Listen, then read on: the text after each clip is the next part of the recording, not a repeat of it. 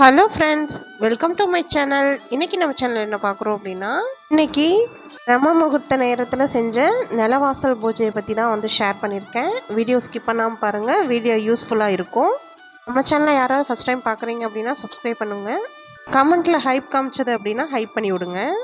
Video பார்க்குறவங்க எல்லோரும் அப்படியே ஒரு லைக் கொடுத்துட்டு பாருங்கள். நம்ம சேனலை தொடர்ந்து வாட்ச் பண்ணிட்டு இருக்கவங்களுக்கு தெரியும், என்னடா அக்கா புது வீட்டில் இருக்காங்க அப்படின்னு யோசிப்பீங்க. ஆமாங்க, நம்ம வந்து இப்போ புது வீட்டுக்கு தான் வந்திருக்கோம். இங்கே தான் வந்து வீடு பால் காய்ச்சிரும். அதனால் வந்து இன்னைக்கு நான் பிரம்ம முகூர்த்த நேரத்தில் தான் வீடு வந்து பால் காய்ச்சிருந்தேன். அதான் உங்கள் கூட ஷேர் பண்ணிக்கிறேன். ஏன்க்கா இத்தனை நாளாக வீடியோவே போடலை அப்படின்னு சொல்லிட்டு தொடர்ந்து ஒரு 2 சிஸ்டர் கமெண்ட் பண்ணிக்கிட்டே இருந்தாங்க. ஆக்சுவலாக அந்த வீட்டில் குடோனை தான் வீடாக யூஸ் பண்ணிகிட்டு இருந்தோம் இல்லைங்களா. அந்த வீட்டில் வந்து ஃபுல்லாக மூட்டையாக அடைச்சிருக்கு. நிலவாசல் பூஜையெல்லாம் வந்து என்னால் பண்ண முடியல. நம்ம வந்து ஒரு விஷயத்த பண்ணிகிட்டே இருந்துட்டு அதை பண்ண முடியல அப்படிங்கிறப்போ அதுவே வந்து ரொம்ப ஸ்ட்ரெஸ் ஆயிடுது. நான் வந்து சாமியே கும்பிட முடியறதில்ல. அப்புறம் குழந்தைங்களும் பாப்பாங்களும் ஹாஸ்டல்லேருந்து வந்துட்டாங்களா, அவங்களும் பெரிய பொண்ணு ஆச்சுங்களா. அதனால் ஒருத்தர் சுத்தமாக இருக்கும், ஒருத்தர் வந்து சுத்தம் இல்லாமல் இருக்கிறப்போ எ அது வந்து இருக்கிறது வந்து பார்த்திங்கன்னா 2 ரூம் தான். ஒரு கிச்சன், ஒரு பெட்ரூம் மட்டும்தான் அதில். மீதி 3 ரூமை வந்து நம்ம குடோனாக யூஸ் பண்ணிகிட்ருக்கனால அதில் வந்து எனக்கு வந்து இந்த சாமி கும்பிட்றதுக்கு ஒரு மனசு திருப்தி இருந்தால் மட்டும்தான் அதை வந்து நம்மளால் பண்ண முடியும். அது மனசு திருப்தியே இல்லாதனால ஒரு பெரிய ஸ்ட்ரெஸ்ஸாகவே இருந்துச்சு. சாமி கும்பிடணும் அப்படிங்கிற ஒரு எண்ணமே எனக்கு வர்றதில்ல. நான் எப்படி பூஜை பண்ணிகிட்டு இருந்தேன் அப்படிங்கிறது உங்களுக்கு தெரியும். அப்படி பூஜை பண்ணிகிட்டு இருந்துட்டு நான் வந்து வீட்டில் விளக்கே எரியாமல் இருக்கிறப்போ அப்படியே ரொம்ப ஒரு ஸ்ட்ரெஸ்ஸாகவே இருந்தது. 2வது பாப்பாங்களும் வந்து ஹாஸ்டல்லேருந்து வந்துட்டாங்க. இப்போ வந்து திருப்பூர்லேயே இங்கேயே வந்து ஸ்கூல் சேர்த்து படிக்கிறோம் அப்படிங்கிறது சொல்கிறாங்க.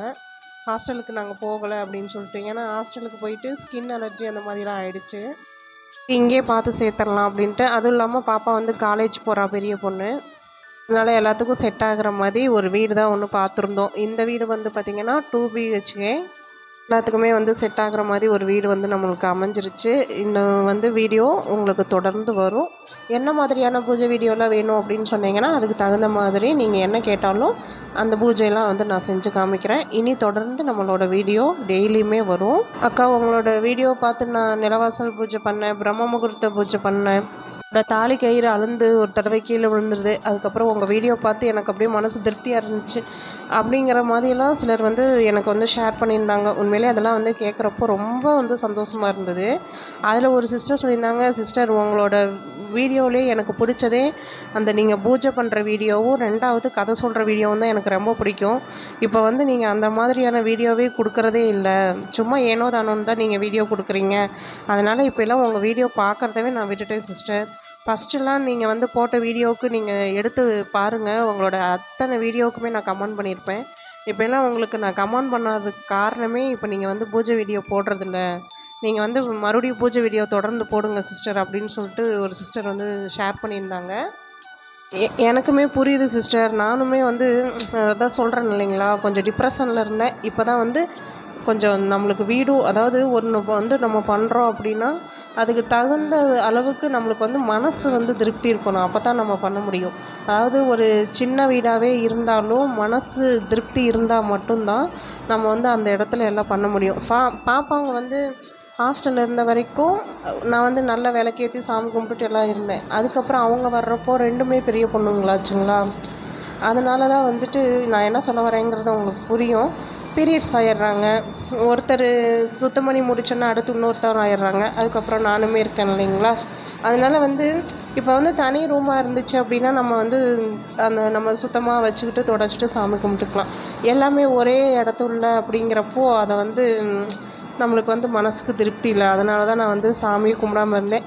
நான் வந்து சாமி கும்பிடாமல் இருக்கிறது ஒரு பெரிய ஸ்ட்ரெஸ்ஸாக இருந்துச்சு அப்படின்னு சொல்லிட்டு ஹஸ்பண்ட்கிட்ட சொல்லவும், சரி பிள்ளைங்களுக்காகவும் உனக்காகவும் பேசாமல் ஒரு வீடு பார்த்துடலாம் அப்படின்னு சொல்லிட்டு இந்த வீடை அவர் தான் வந்து பார்த்துருந்தாரு.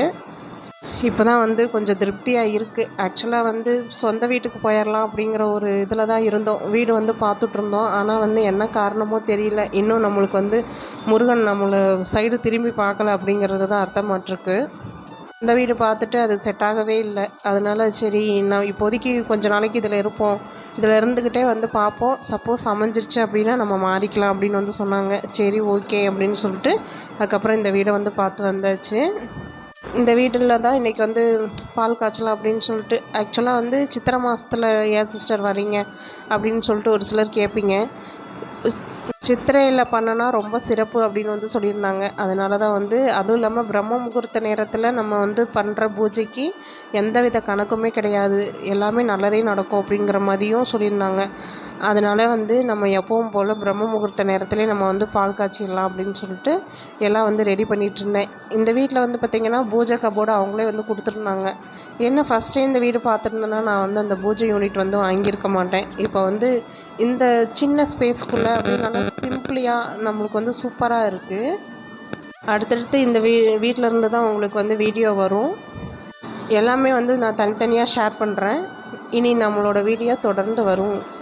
கதை சொல்லி வீடியோ போடுங்கன்னு சொல்லி கேட்டிருந்தாங்க. கண்டிப்பாக சிஸ்டர், நான் வந்து கதை சொல்லி வீடியோ இனிமேல் போடுறேன். நம்மளுக்கு சொந்த வீடோ வாடகை வீடோ நம்ம வந்து இருக்கிற இடத்த நம்ம வந்து எப்போவுமே வந்து சுத்தமாக வச்சுக்கணும். அதே மாதிரி நம்ம இருக்கிற வரைக்கும் அது நம்ம வீடு. அதனால் வந்து நம்ம எப்போவுமே வந்து அதை சுத்தமாகவும் ரொம்ப மங்களகரமாகவும் வச்சுக்கணும். ரொம்ப நாள் கழித்து வந்து நிலவாசல் பூஜை பண்ணினது உண்மையிலேயே அவ்வளோ ஒரு மனசுக்கு திருப்தி. ஏன்னா என்னோடய வாழ்க்கையில் என்னை தொடர்ந்து ஃபாலோ பண்ணுறவங்களுக்கு தெரியும், நிலவாசல் பூஜை செஞ்சு என்னோடய வாழ்க்கையில் ஏகப்பட்ட திருப்பங்கள் நடந்திருக்கு அப்படின்லாம் வந்து நான் ஷேர் பண்ணியிருக்கேன். இந்த பிரம்ம முகூர்த்த நேரத்தில் செய்கிற நிலவாசல் பூஜைக்கு உண்மையிலே வந்து ரொம்ப பவர் இருக்குது. இந்த பாவை விளக்கு வந்து வீட்டு வாசலில் ஏற்றி வைக்கிறப்போ உண்மையிலே அவ்வளோ ஒரு மங்களகரமாக இருக்குது. இந்த வீட்டுக்கு வந்ததுக்கப்புறம் பாவை விளக்கு ஏற்றுறத பார்த்துட்டு இங்கே ஒரு அக்காவும் வந்து கேட்டாங்க, ரொம்ப அழகாக இருக்குப்பா, இந்த விளக்கு நான் பார்த்துருக்கேன், ஆனால் வந்து வாசலில் ஏற்றுவாங்களா என்னன்னு தெரியல, ஆனால் நீ வந்து வாசலில் ஏற்றி வச்சுருக்கப்ப பார்த்தா ரொம்ப அழகாக இருக்குது அப்படின்னு வந்து சொல்லியிருந்தாங்க. அதாவது நம்ம ஒரு விஷயத்த பண்ணுறப்போ அதை மற்றவங்க வந்து சொல்கிறப்ப வர்ற அந்த ஒரு தனி ஃபீலே தனி தான். கரெக்டாக வந்து பால் காய்ச்சினது வந்து பார்த்திங்கன்னா ஒரு 5:30 மணிக்குள்ளே வந்து பாலை காய்ச்சி சாமியெல்லாம் வந்து கும்பிட்டாச்சு. பசும்பால் எதுவும் கிடைக்கல, அதனால தான் வந்து ஆவின் பாலை வந்து வாங்கிட்டு வர்றது மாதிரி ஆயிடுச்சு. நம்ம எப்போவும் அந்த அடுப்பு மேடைக்கு வைக்கிற மாதிரி நம்ம வந்து அந்த மஞ்சள் குங்குமமும் வச்சுக்கிட்டேன். நற்பவி அப்படின்னு சொல்லிட்டு அதுக்கப்புறமா தான் எழுதினேன். அதை வந்து வீடியோ எடுக்க முடியல. நெக்ஸ்ட் வீடியோவில் நான் வந்து ஷேர் பண்ணுறேன். இந்த மாதிரி மஞ்சள் குங்குமம் எதுக்காக வைக்கிறோம் அப்படிங்கிறதெல்லாம் நான் வந்து தனியாக முன்னாடியே வந்து டீட்டெயிலாக வந்து ஷேர் பண்ணியிருக்கேன். அப்புறமா இன்னொரு சிஸ்டர் வந்து சொல்லியிருந்தாங்க, சிஸ்டர் நீங்கள் கொஞ்சம் வெயிட் போட்ட மாதிரி இருக்கீங்க சிஸ்டர், ஃபஸ்ட்டு பார்த்ததோட இப்போ வந்து வெயிட் போட்ட மாதிரி இருக்கீங்க சிஸ்டர் அப்படின்னு சொல்லியிருந்தாங்க. கொஞ்சம்லாம் வெயிட் போடலை சிஸ்டர், நிறையாவே வெயிட் போட்டேன். கிட்டத்தட்ட ஒரு 3.5 கிலோவுக்கு மேலே வந்து ஏறிட்டேன். இனிமேல் நம்ம வந்து வெயிட் லாஸும் பண்ணணும். வெயிட் லாஸ் பண்ணுறது அப்படின்னா என்னையெல்லாம் வந்து கேட்டிங்கன்னு வச்சுக்கோங்களேன், சாப்பிட்றதெல்லாம் நான் வந்து ஸ்டாப் பண்ணவே மாட்டேன் எப்போவுமே. ஏன்னா நம்மளுக்குலாம் வந்து வாய் கண்ட்ரோலே ஆகாது. என்னோடய வெயிட் லாஸ் அப்படின்னு பார்த்தீங்கன்னு வச்சுக்கோங்களேன், சாப்பிட்ட பின்னாடி சுடு தண்ணி குடிப்பேன். எது சாப்பிட்டாலும் அதுக்கப்புறமா கொஞ்சமாக வந்து சுடு தண்ணி குடிச்சிருவேன். அவ்வளோதான் நான் வந்து பண்ணுறது. அது மட்டும் இல்லாமல் ஒரு நாளைக்கு 3லேருந்து 4 லிட்டர் தண்ணீர் குடிப்பேன்.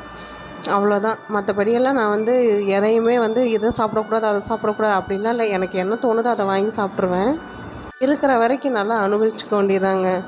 அதை பண்ணக்கூடாது இதை பண்ணக்கூடாது அப்படின்லாம் இல்லை. என்னையை பொறுத்த வரைக்கும் உடம்பு இருந்தால் இருந்துட்டு போகுது. நம்மளுக்கு வந்து எல்லா வேலையும் செய்கிற அளவுக்கு நம்ம வந்து ஹெல்த்தியாக இருக்குமா, நம்மளால் எல்லா வேலையும் செய்ய முடியுதா, அவ்வளோதான் என்னையை பொறுத்த வரைக்கும்.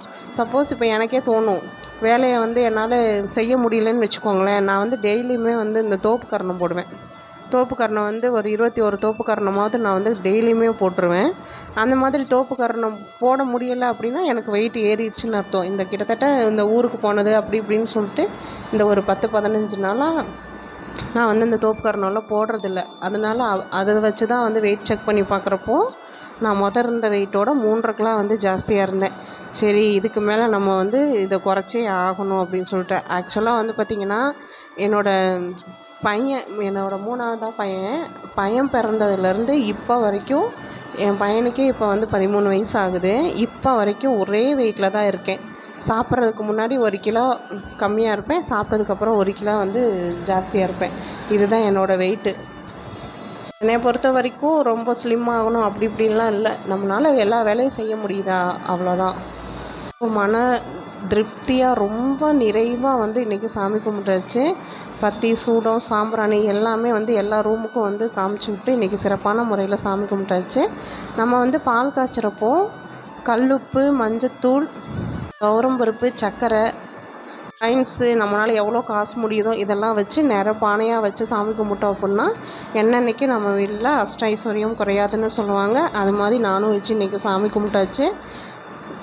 இந்த வீடியோ உங்களுக்கு யூஸ்ஃபுல்லாக இருந்திருக்கும் அப்படின்னு நினைக்கிறேன். அடுத்த வீடியோவில் பார்க்கலாங்க. அது வரைக்கும் தேங்க்ஸ் ஃபார் வாட்சிங்.